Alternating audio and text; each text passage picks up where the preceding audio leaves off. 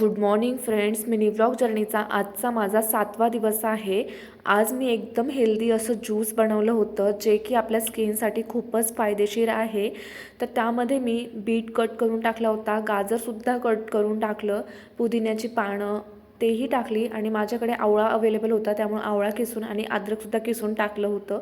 त्याच्यामध्ये पाणी ॲड केलं आणि मिक्सरमधून लगेच फिरून घेतलं. तर अशा पद्धतीने हे हेल्दी ज्यूस बनून रेडी झालं होतं. आणि जर तुम्हाला स्किनसाठी रिझल्ट हवा असेल तर तुम्ही नॅचरली हे ज्यूस बनवून पिऊ शकता, जेणेकरून बाहेरचे काही प्रॉडक्ट्स वगैरे यूज करायची बिलकुलही गरज लागणार नाही. मी ओट्स भिजवून ठेवले होते रात्रीच दुधामध्ये, तर त्याच ओट्समध्ये पपई कट करून टाकली होती आणि असा ब्रेकफास्ट मी करायला घेतला होता. ऑफिसची कामं तर खूपच करायची होती, म्हणलं त्या अगोदर आपण ब्रेकफास्ट करून घेऊयात जेणेकरून एनर्जीही राहील आणि कामही लवकर होऊन जाईल. तर जेव्हापासून मी कॉन्टेंट क्रिएशन करायला स्टार्ट केलं आहे त्यामुळे टाईमचं व्यवस्थित नियोजन करायला लागत आहे की ऑफिसचा टायमिंग किती ठेवायचा आहे आणि स्वतःचं जे शूट आहे ते कशा पद्धतीने कंप्लीट करायचं आहे. आणि त्याबरोबर हेल्थही खूप इम्पॉर्टंट आहे. जेवणाच्या बाबतीतही आपण टाईम चेंज करून बिलकुलही चालणार नाही. त्यामुळे मी लंचमध्ये इथे जेवण बनवायला घेतलं होतं. तर जेवणामध्ये मी भोपळ्याची भाजी बनवत होते. तसं तर भोपळ्याची भाजी मला अगोदर बिलकुलही आवडत नव्हती.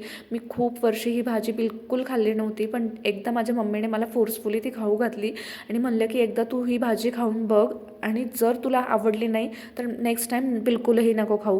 पण ज्या पद्धतीने मम्मीने भाजी बनवली होती ती एकदम टेस्टी लागली मला आणि तेव्हापासून ती तर भाजी माझी खूपच फेवरेट बनलेली आहे.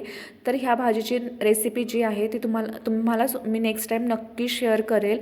तर इथे भाजी बनवून झाली होती. राईससाठी कुकरही लावून दिला होता आणि इकडे चपात्याही बनवायला घेतल्या होत्या मी.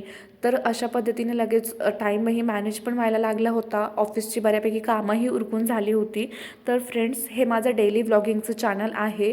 मी डेली व्लॉग्स जे आहेत ते ह्या चॅनलवरती अपलोड करणार आहे आणि माझे अगोदरचे मिनी व्लॉग्स तुम्हाला पाहायचे असतील तर माझ्या चॅनलवर जाऊन तुम्ही नक्की पाहू शकता.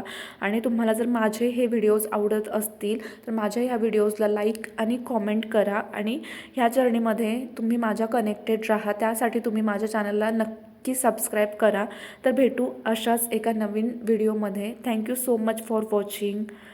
बाय.